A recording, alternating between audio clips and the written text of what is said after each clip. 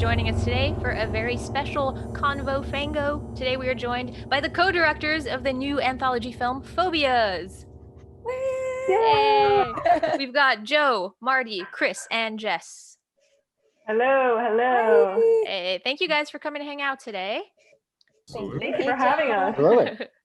So first off, how did you each become involved with this project, and can you kind of walk us through the inception and coming on board?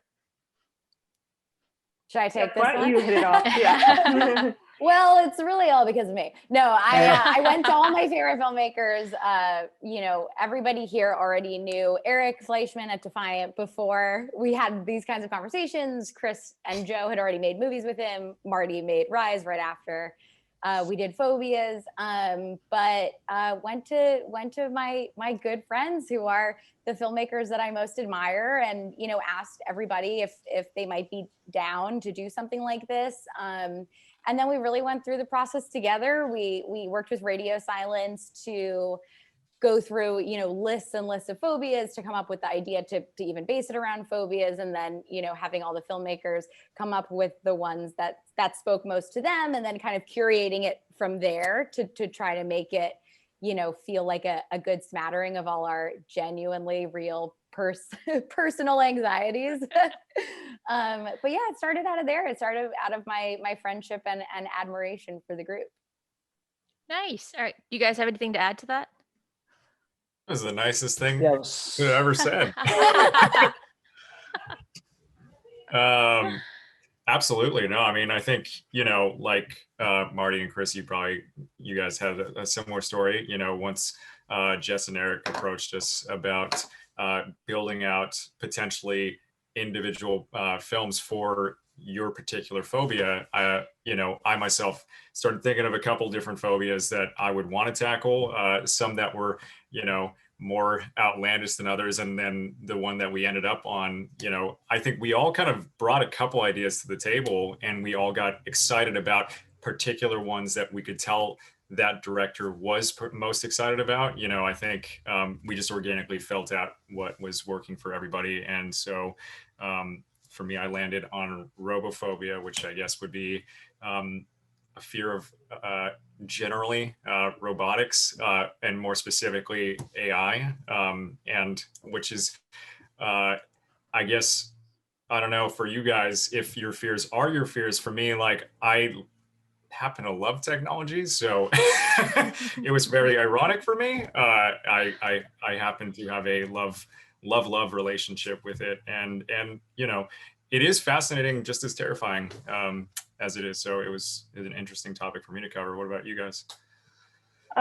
Yeah. So for my phobia, I kind of worked backwards. I wasn't looking at like the list of phobias. I just kind of thought of like, what is the scariest thing I've ever experienced, or one of the scariest things I've ever experienced. And that was the night my car, I believe, was taken over by a supernatural entity.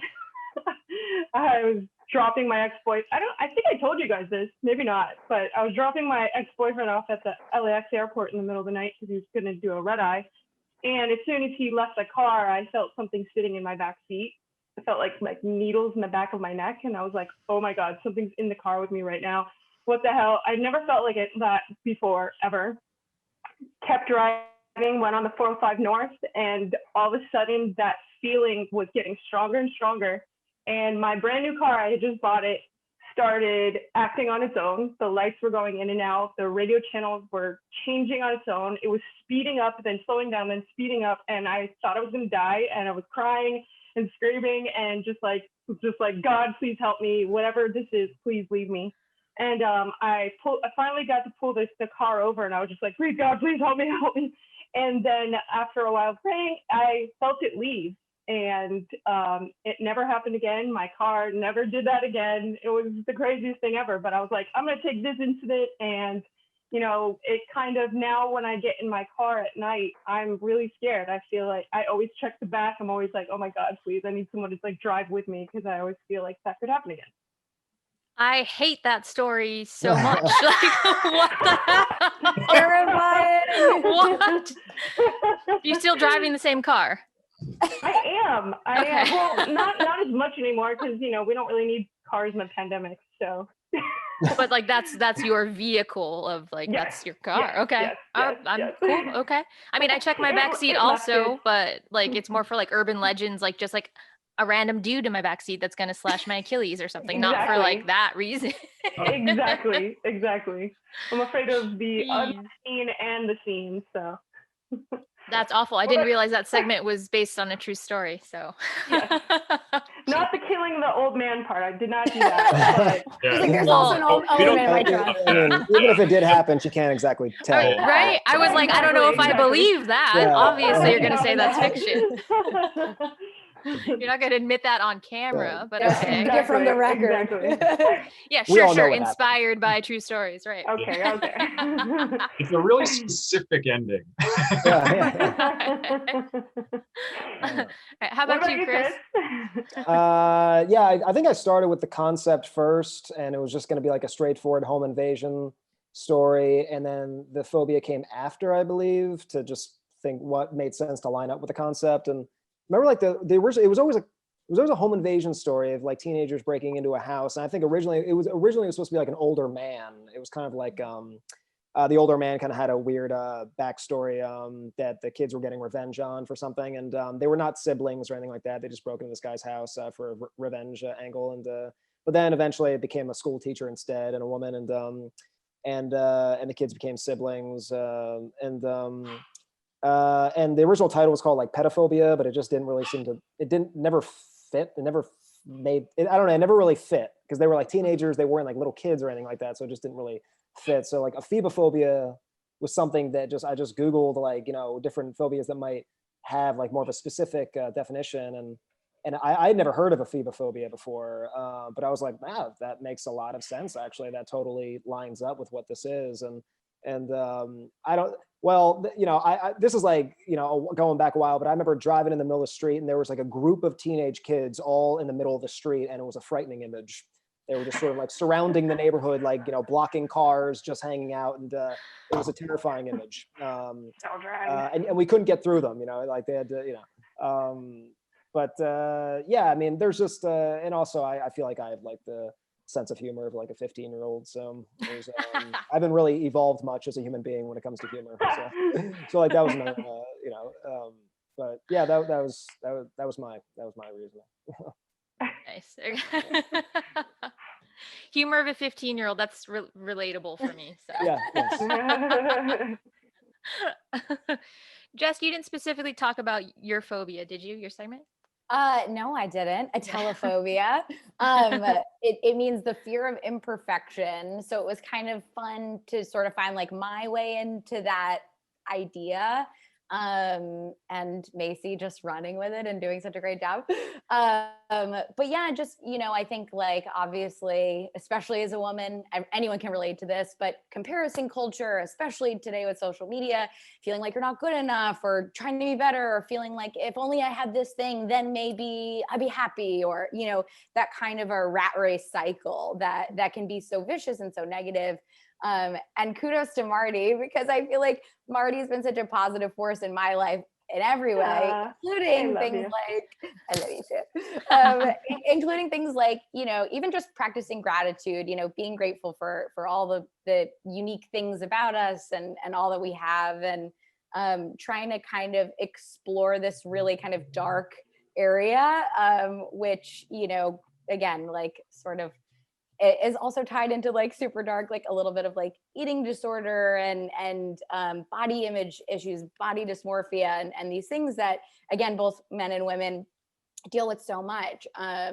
But I think for me, like bringing it out into the light, especially because also like Macy's so talented, but also so funny, just to be able to kind of like have some levity to it, even though it's obviously also really like intense in the movie. But I think being able to kind of bring it into the light in a way helped me sort of move forward from that chapter of my life too, and like help me heal some of that, and hopefully will help other people who might be experiencing something similar feel a little bit less alone, in those kinds of struggles that they may be dealing with.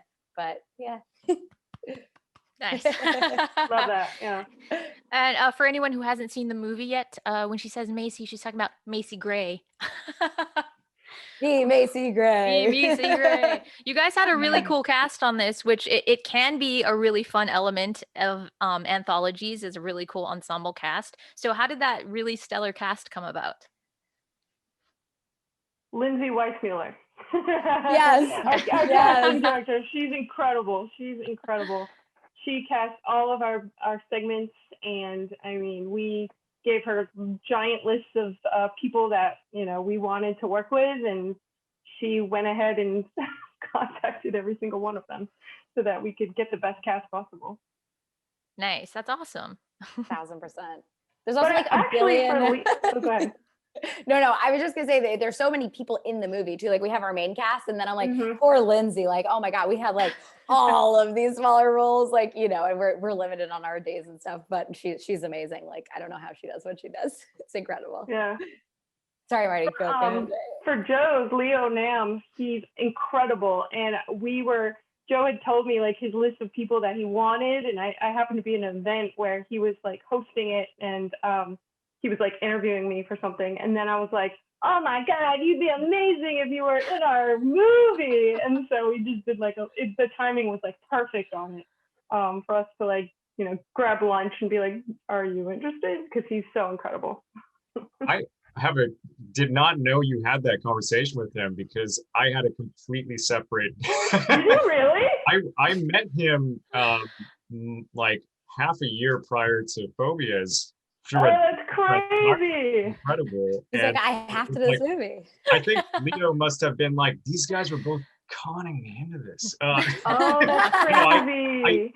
Yeah, we had been talking about making something for some time now, and then at that point when we started talking about PHOBIAS and a short, I think when I was writing it, it just became like, oh, this guy could be like, this could be that project where we work on something together. And it was, I mean, he's awesome. He's such a gentleman, and he's such a talent. He's very comfortable with his, you know, with all of his skill sets and his abilities. So it was getting to watch him work and getting to, you know, watch him kind of play with what the character initially could have been and expand and explore and iterate upon. You know, I think it was just a joy. Just like I imagined every other character and cast member that everybody else worked with.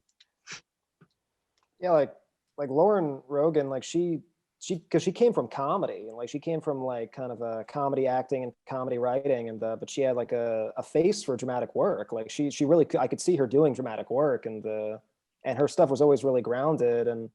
And she also wrote and directed a film called Like Father on Netflix with Kristen Bell, which is a kind of like a drama with comedy in it. And so she also understood behind the scenes as well.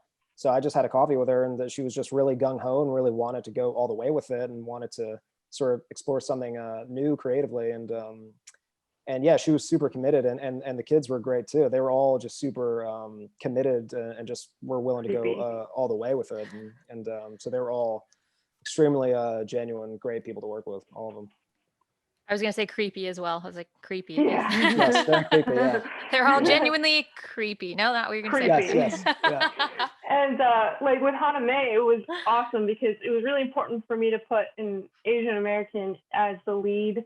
You know, that doesn't really happen ever, honestly. And so to have this opportunity and take a role that I wrote, you know, that comes from a personal experience, I was like, man, let's put an Asian American in it. And Hana May Lee's name came up, and she's got a big comedy background too, Pitch Perfect, and she plays a lot of characters, but in the same sense that she's got a really dramatic face, and also within like social media, she's got such a like edgy goth-like personality. It really inspired the character for her to become edgier and like, you know, rockish, because I'm not really like that, but I wish I could be. But Hana May is just amazing, and such like a committed actress who really threw herself at the role just like all the other actors did. But she's special because I love her. She's amazing. She's amazing, and I plan on working with her forever.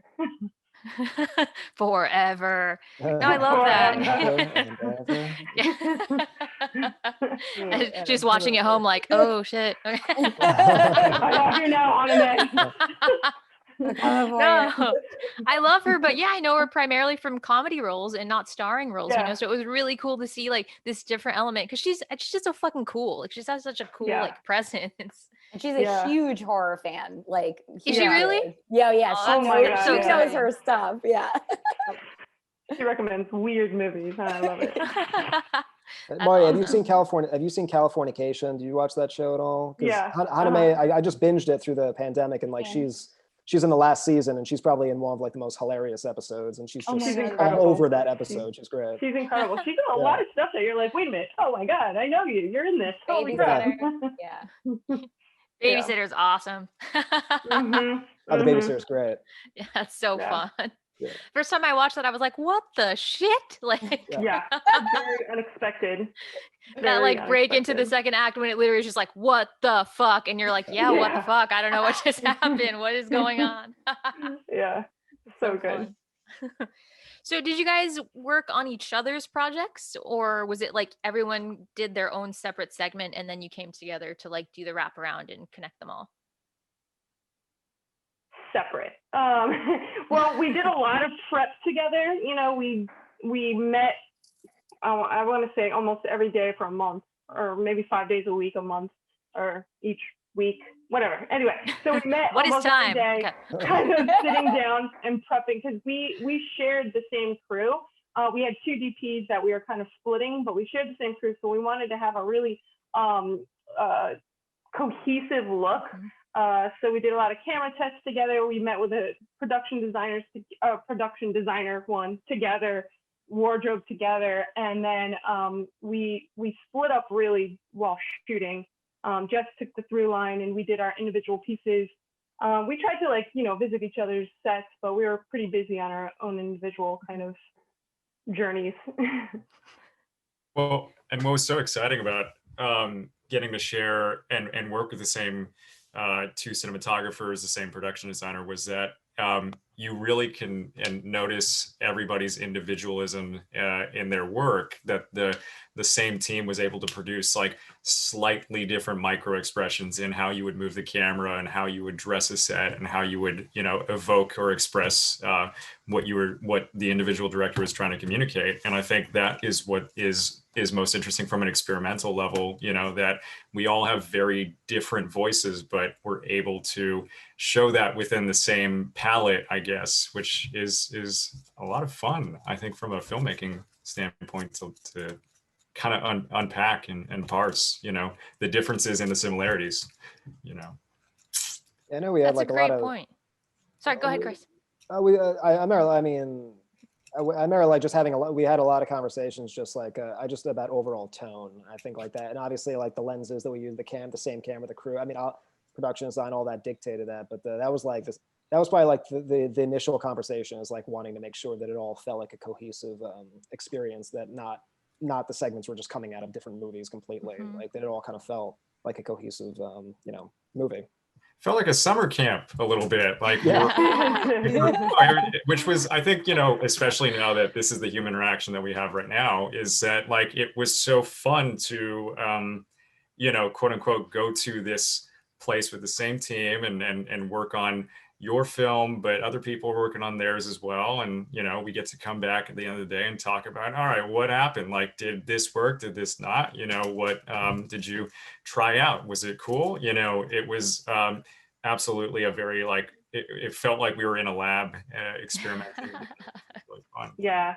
I know the department heads were really overwhelmed. So I just want to thank them so much Yeah. for handling every single one of us. Because, Absolutely. that was a lot. 5 movies or 6 movies. Yeah. And most kidding. of us had multiple locations. So, I mean, it was hard for them. So I'm really, really thankful for our team. They're badasses. Yeah, But it was really just cool in general to work with all these people that we've made other movies together, and to just really collaborate on, get on the same page with something. I think everyone, for the most part, was very determined to make this a good time, a good experience, and put their best foot forward. And so, of course, we have issues, because that's every movie. But for the most part, we're all still friends, so that's good. Well, that's good to hear. Yeah. The true test, right? Make a movie with your friends Exactly. and then see if you're still friends afterward. Exactly. That very much felt cohesive, but your individual styles were still there. So you guys definitely achieved that, which is cool. Because sometimes there are anthologies where it's like, it could be a film festival, basically. You know, it's like 5 different directors, and like these are clearly not even happening in the same world. And that can work, it's fine. But this one, it needed that because of the through line, the wraparound story. Like this is happening within the same universe. So you've got like your individual styles, but it's one movie. So well that done, was guys. a big no from Radio Silence. They were like, we've gotten heat for this. Like, make sure that it is film communism. Like they really stressed that the whole time. And it really, I mean, it made all the difference. Like like you said, like, it doesn't feel like you're watching a series of short films. Feels like if you didn't know that you were watching, you know, all one director, but then the beauty is we have all these different perspectives. Yes. It's one singular movie, one entity unto itself. We did it. That's hard though. Anthologies are hard for a lot of different reasons, but that's one of them, because if it's like the stuff is not gelling, then it can feel very disjointed and it disrupts the flow. So it doesn't always work. But yes, this one does. Thank you. Oh, thanks. Speaking of anthologies, what are some of your favorite anthologies? Ooh. I'm a big VHS fan. I'm a huge I love VHS fan. VHS. 1 and 2.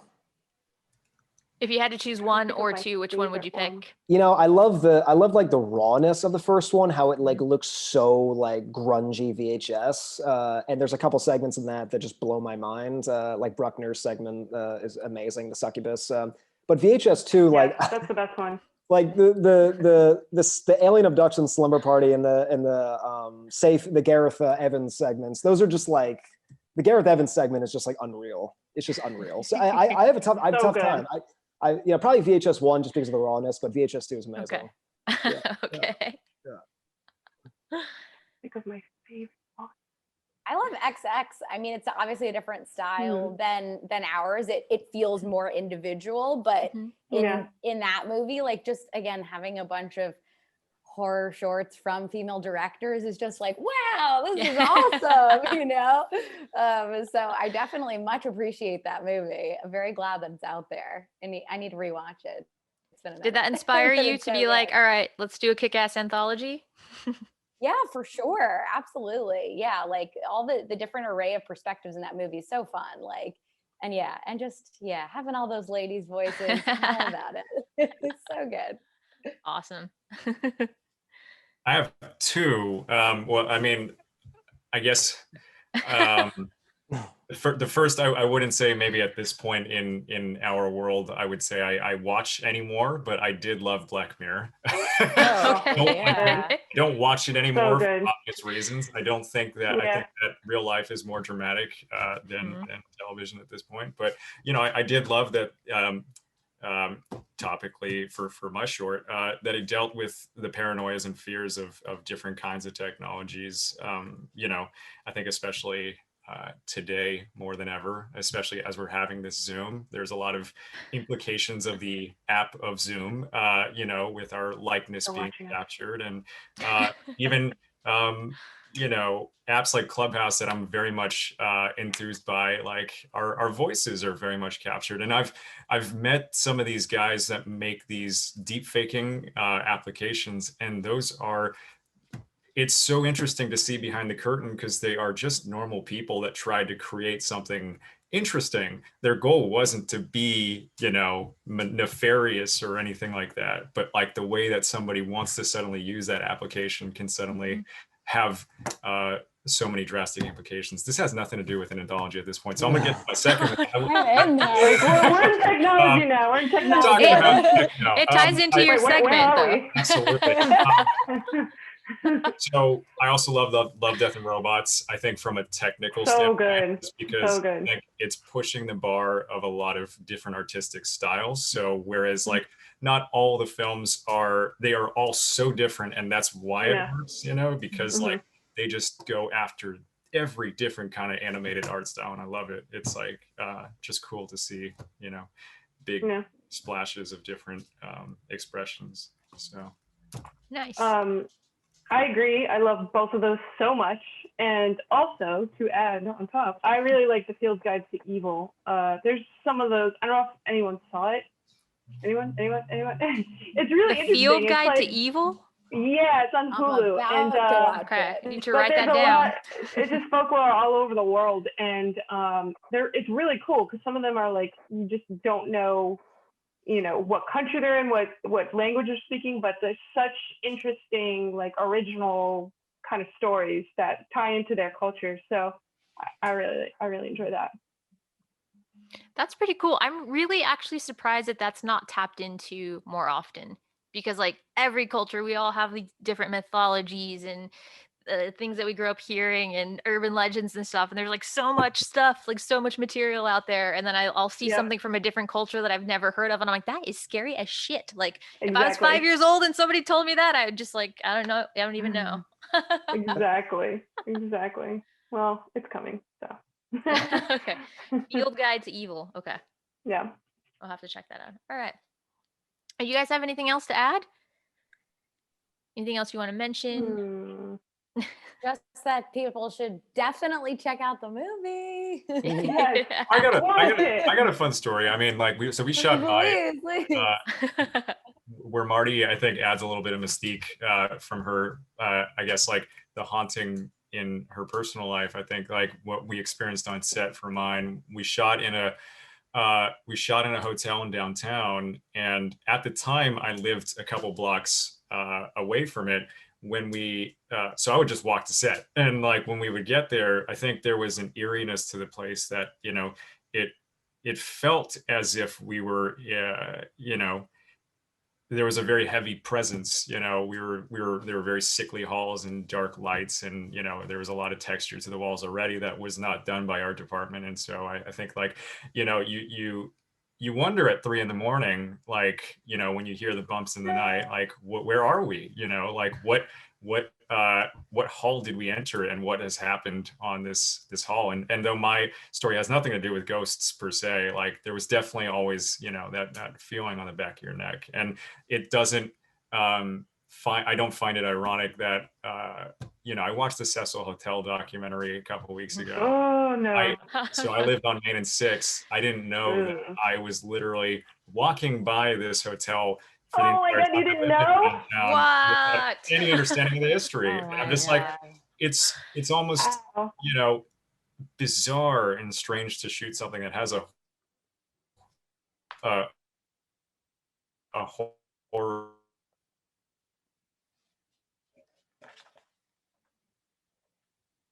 Oh no. lot of history. Yes. Little reflection, I guess. We had that with RSI too, where we shot the through line. It's like a closed down psych facility. There's been all kinds of crazy stuff there. There's a morgue there. Yeah. Right. There was a They've got like rainbows everywhere and like smiley teddy bears on the but it's like all like it's closed down and dirty and disgusting, and you're like, ooh.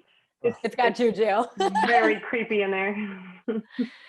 You guys picked like haunted ass creepy locations, even though it wasn't necessarily specific to what you were telling a story about. Right. Yes. The black chair in the through line where we have our different patients getting strapped up and this big light and everything, that's all real. That room really exists there. Like I mean, this is really dark, but I'm pretty sure it was like a lobotomy room or something. Oh my God. It is very freaky. As soon as I saw that, I mean, it's obviously, we try to do everything respectfully, obviously, but it was like, oh, like, how do we not use this? Because it just was like, I can't even believe that this exists, And that was also kudos to the production designers, because they really built off of all the spaces that we got, organically feeding into all of them, including RSI and everywhere that we went. They really went that extra mile to tap into the location. Mm-hmm. Like when we're shooting the through line, they purposely pulled things from RSI that were already there, that kind of like kept it in the date of everything too, just that kind of a vibe that was already like established there, as in all of our locations. But very freaky. That's super really creepy. I feel like creepy. as an actor, if I had to get like strapped into that chair, I'd be like, don't tell me that beforehand. I'm gonna pretend this is a prop that we brought in. It's definitely not real. Yeah, don't worry about it. I feel really weird. I can't explain it. It's just something. Something feels weird. Y'all just go with it. Exactly. Rolling. Go. Stay Channel that energy. Yeah. Yeah, that's creepy. Well, you guys have sufficiently freaked me out. All right. Okay. And that's all I've got for you. Everyone, make sure go watch Phobias. It's going to be on demand and streaming March 19th. Is that right? Yeah. March 19th. So Phobias, check it out. A lot of creepy shit, a lot of fun creepy shit, a lot of creepy shit behind the scenes that doesn't even have to do with the stories, but now you know that it's extra creepy. Make sure to go subscribe to Fangoria. Do you guys want to say where we can find you, plug your socials or anything? Sure. You want to run through? Marty, you want to go first? Yeah, you can find me at Maritte Go on Instagram. I have food postings and, daily quotes. Not really daily. I post like once a month. But that's where you can find me. Same Instagram, my name. Simple. Yeah, what Joe said, but not Joe Sill, the other name. Yeah. Chris and I share the same. Yeah, we share the same page. Yeah, sometimes it works, sometimes it doesn't. Yeah. Oh, like your given wow. name. I was actually typing in like my name. I was like, that wasn't taken. That's weird. Yeah, just my name on Instagram, Facebook, Okay. and also I have a website, myname.com. Actual myname.com now. Yeah. I'm gonna be Horrible, following all horrible. this weird shit now. I'm like, Yeah. these guys Yeah. are weirder than I realized. I'm the same. Jess.Varley, very original. Don't have a TikTok. Only got the Instagram. Yeah. That's about as spicy as I get. But I think I you love connecting specified. with people. I don't have a TikTok. I don't TikTok. I don't have a lot Specifically. of coordination. Yeah. I did it for like That a was day, a and TikTok I'm like, video no right more. there. If you guys No all did more. that at the same time, bam, you just went viral on TikTok. Exactly. You make a weird spaghetti dish and like that's it. That's all it takes. You're done. That's it. No. All right. Thank you guys so much. You were so much fun to chat Thank with. you. I'm excited for everyone Angel. to see Phobias. You can find me at horrorgirlproblems.com, on Twitter, horrorgirlprobs. That is my name. So I'll see you guys next time. Thank you. Bye. Awesome. Thank Thanks, you guys. Bye.